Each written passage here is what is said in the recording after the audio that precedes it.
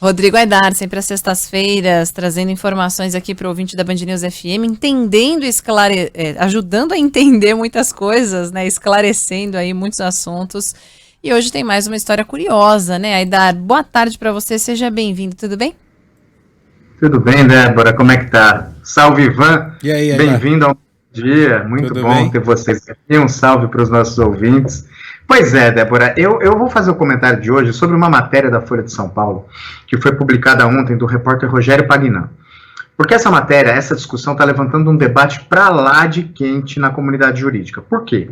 A reportagem, ela traz a decisão de um juiz que condenou o Ministério Público, por má fé, a pagar 50 mil reais ao Hospital das Clínicas, a 3 funcionários do Hospital das Clínicas e uma empresa. Por quê? Porque, segundo o juiz, eles foram denunciados de maneira ilegal, sem qualquer fundamento, por improbidade administrativa. A soma 50 mil reais é porque a sentença manda pagar 10 mil reais para cada um, não há indenização por danos morais, são honorários sucumbenciais. Em português, isso significa o seguinte: é um dinheiro para ressarcir as despesas que eles tiveram com os advogados para se defender dessa ação, que, segundo o juiz, não deveria ter sequer sido apresentada. Qual que é a história? Um promotor aqui de São Paulo denunciou o Hospital das Clínicas, 3 funcionários do hospital e essa empresa por improbidade administrativa, com o argumento de que houve superfaturamento na compra de insumos hospitalares, na verdade na compra de oxigênio. E por que houve a denúncia? O promotor foi lá, faz o papel de fiscal da lei que todo o Ministério Público faz, e percebeu que da compra de 2019 para 2020, subiu assustadoramente o preço do oxigênio. E esse valor, segundo a denúncia que ele apresentou, teria causado um prejuízo de R$ 1.300.000 aos cofres públicos. Aí ela entrou com uma ação por improbidade administrativa, pedindo ressarcimento do dano, a perda da função pública e a suspensão dos direitos políticos dessas 3 pessoas pelo período de 5 anos, bloqueio de bens, pagamento de multa, proibição da empresa que forneceu oxigênio de contratar com o poder público, enfim, uma série de coisas de consequências de quem é condenado por improbidade administrativa. As pessoas se defenderam e o juiz, na sentença, que é de novembro, passou sabão no promotor, que eu vou te contar. O juiz disse que o Ministério Público simplesmente ignorou o fato de que, entre 2019 e 2020, houve um elemento que quase não chamou a atenção de ninguém, né, chamado pandemia.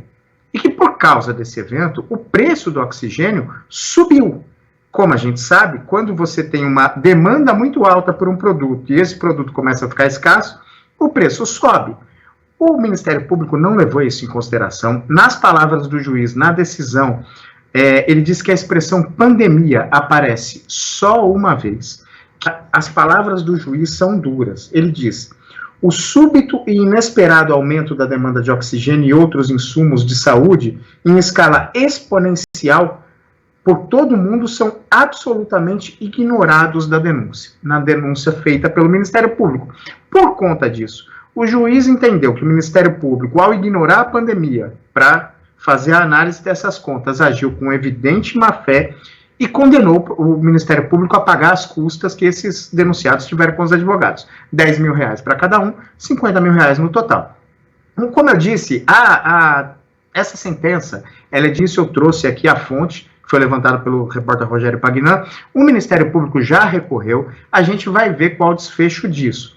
Mas aí, Débora, Ivan, essa é má-fé. Não é porque um membro do MP tem o poder do Estado a seu favor que ele pode tudo. E esse não é o primeiro caso em que há abuso na apresentação de uma denúncia e de uma acusação. Então, é preciso, sim, responsabilizar quando há acusações e denúncias sem prova ou feitas com... Por outro lado, essa responsabilização, como uma decisão como a desse juiz, tem que ser muito criteriosa pelo seguinte, porque o judiciário também não pode desestimular o Ministério Público de cumprir bem seu papel, não pode fazer com que promotores, procuradores da República deixem de denunciar crimes, de fiscalizar, por receio de ter que responder depois à justiça.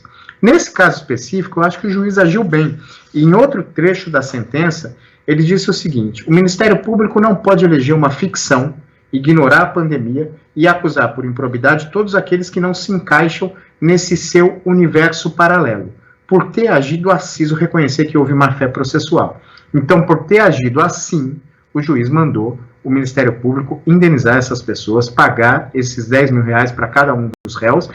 O Ministério Público já recorreu, a gente vai acompanhar para trazer o desfecho desse caso, porque é uma discussão realmente muito importante sobre responsabilização, mas sem ir muito forte, não forte na responsabilização, sem exagerar, para não chegar a um ponto que o Ministério Público fique com receio de cumprir o seu papel do jeito que tem que cumprir, com responsabilidade. Pois eu sem querer fazer um papel de advogado do diabo aqui, quem define que houve má-fé é o próprio juiz do caso? Não há não sei, uma apuração, um inquérito, quer dizer, coisa que aconteceu nesses 2 anos, chamada pandemia, eles agiram de má-fé e pronto. Quer dizer, uma decisão que só cabe a ele, é um julgamento que ele fez. Exatamente, Ivan, um julgamento que ele fez, e por isso o Ministério Público recorreu, e agora, esse recurso é julgado pelo Tribunal de Justiça de São Paulo, então é uma Câmara de 3 desembargadores. Certamente haverá novo recurso, independente, se o Tribunal de Justiça de São Paulo mantiver isso, haverá novos recursos, e isso vai acabar parando nas instâncias superiores. Aí muda essa característica que você citou. Aí não é mais uma pessoa, aí é um colegiado, aí são outras pessoas avaliando isso para se estabelecer. Não tem critério objetivo ou critério na lei que possa enquadrar esse agir de má-fé. Então, a avaliação, sim, em primeira instância, é individual do juiz. Depois isso vai passar pelas outras instâncias, outras pessoas vão avaliar esse material, e aí sai da mão do juiz. São outras pessoas dando o aval ou não para essa decisão dele de dizer que o Ministério Público agiu de má-fé nesse caso. É completamente subjetivo, né?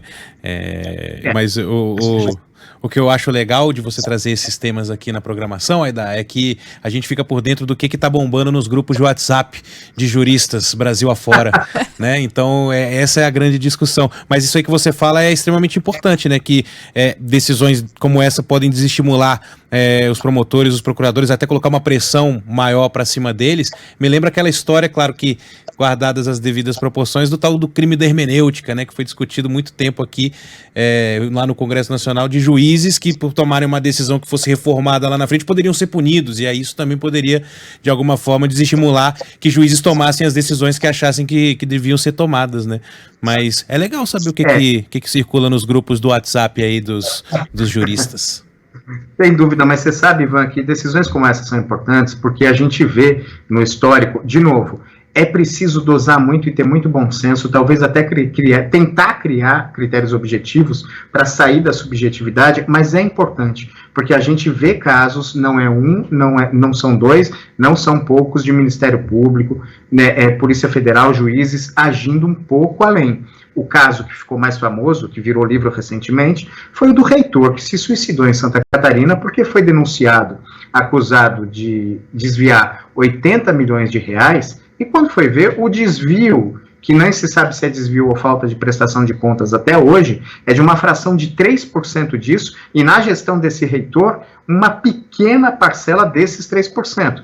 E ele foi exposto isso, aquilo, por uma denúncia, assim, uma acusação irresponsável, e a gente viu no que deu. O reitor se suicidou. O jornalista Paulo Marcum publicou há pouco um livro sobre isso.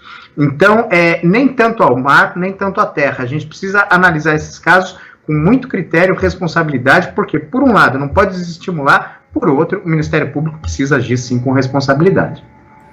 Rodrigo Aidar, volta a conversar conosco na próxima sexta-feira. Bom fim de semana, sextou, Aidar. Beijo, aproveita, bom descanso, até semana que vem.